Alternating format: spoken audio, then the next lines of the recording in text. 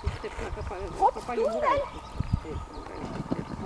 Igasugused need puurud mulle kogu aeg räägivad, et ma ei tohi alla lasta, et ma pean ikkagi kõrgemale. Sina tormasid liiga ette. Et nende tõkkede kõrguste pärast. Ja ma nüüd olen vait, sest see on filmi. Et selle pööramise pealt ootad teda natsa, et hakkasite koos minema, sest vaata muidu oligi see, et sa olid liiga tast ees ja tegelikult sa ei teadnud, kus su koer üldse selja taga on.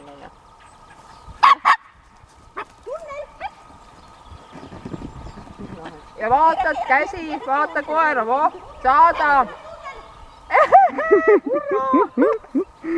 Saada ta sinna, näita, et seal on see. Nii kui öeldakse tunnel, siis ta osavasti leiab selle. Üks asi veel.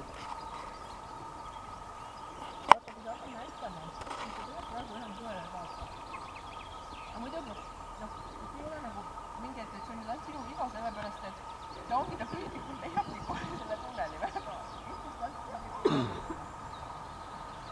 Aga mis on puudu on see, et kui sa nüüd siit taevas tunned, siis sul jalad on ka vastu see liigid jalasti. Sama jalg, sama käsi. Et kui sul on natukene.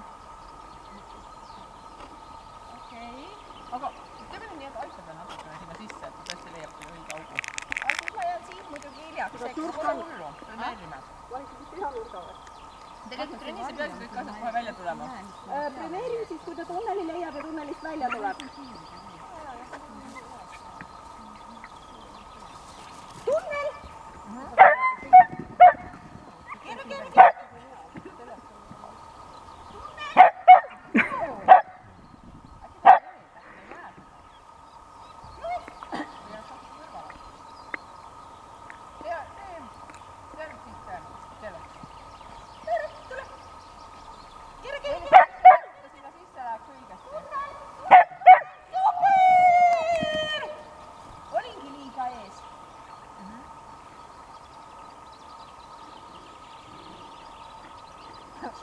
See ainukese talle nähtaval oleva tunne.